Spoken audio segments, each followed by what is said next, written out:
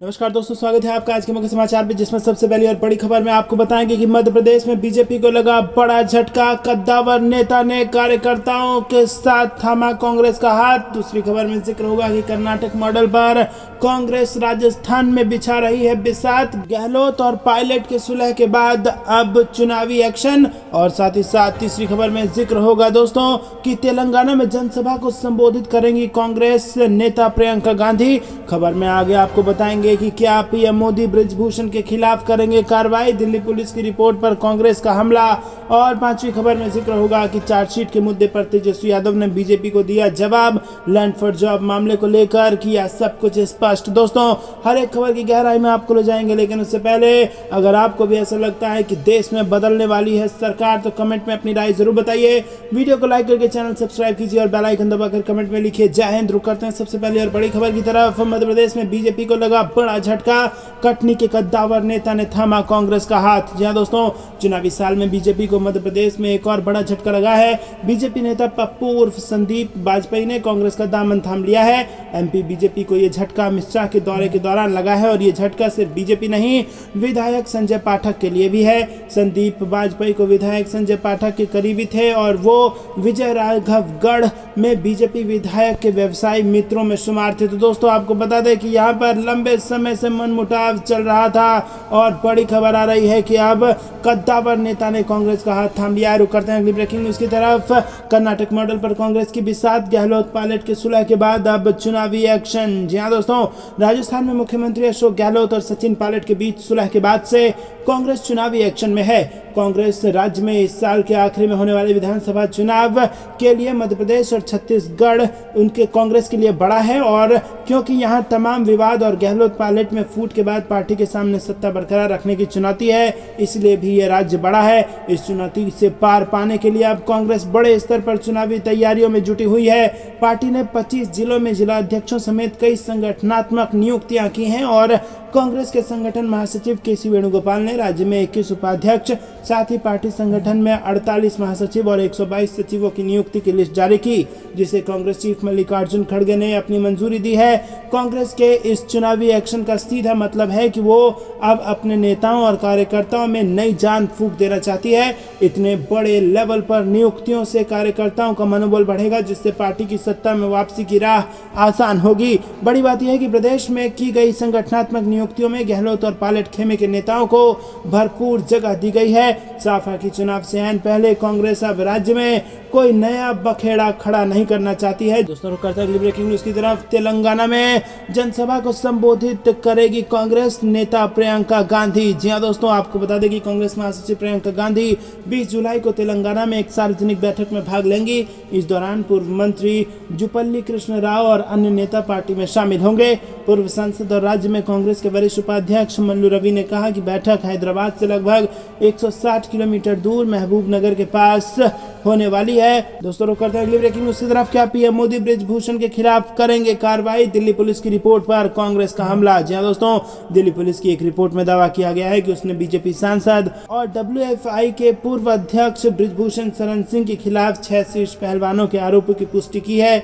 इसके बाद कांग्रेस ने मंगलवार को कहा कि यह सरकार के लिए लिटमस टेस्ट है और पूछा कि क्या प्रधानमंत्री नरेंद्र मोदी पार्टी बृजभूषण के खिलाफ कार्रवाई करेंगे।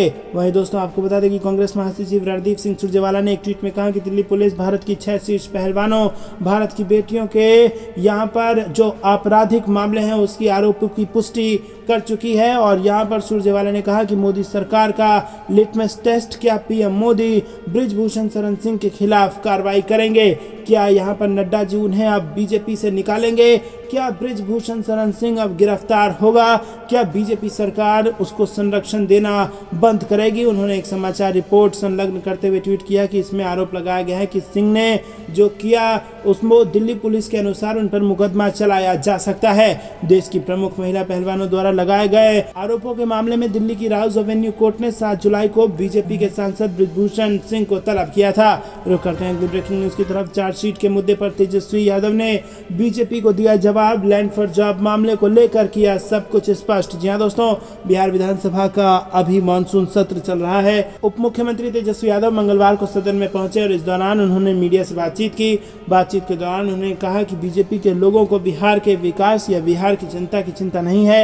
नियमानुसार सदन को चलने देना चाहिए, लेकिन वो सदन को चलने नहीं दे रही हैं। जनता के मुद्दों से कोई मतलब नहीं है। वहीं हम पहली बार सदन में चुनकर 2015 में आए और मंत्री भी 2015 में बने, लेकिन ये मामला कब का है? लालू यादव का रेल मंत्री का कार्यकाल 2004 से 9 तक का था। मेरा जन्म तो 89 में हुआ, तो 2004 में मेरी उम्र 15 वर्ष थी। मेरे कार्यकाल में कोई बता दे कि कौन सा कार्य कर दिया जो भ्रष्टाचारी हमें कहा जा रहा है। तो दोस्तों, ये तो सही बात है कि तेजस्वी यादव सत्ता में ही ज़्यादा दिन नहीं रहे, और जिस दिन रहे, जिन दौरान वो रहे, उन दौरान आरोपों के चलते ही सरकार बदल गई और आरजेडी को सरकार से बाहर होना पड़ा। तो दोस्तों, यहाँ पर मुश्किलें बढ़ सकती हैं बीजेपी की तेजस्वी यादव के मामले में, और चार्जशीट के मुद्दे पर तेजस्वी यादव ने जवाब दे दिया है बीजेपी को और स्पष्ट कर दिया है सब कुछ। शुरू करते हैं अगली ब्रेकिंग न्यूज़ की तरफ।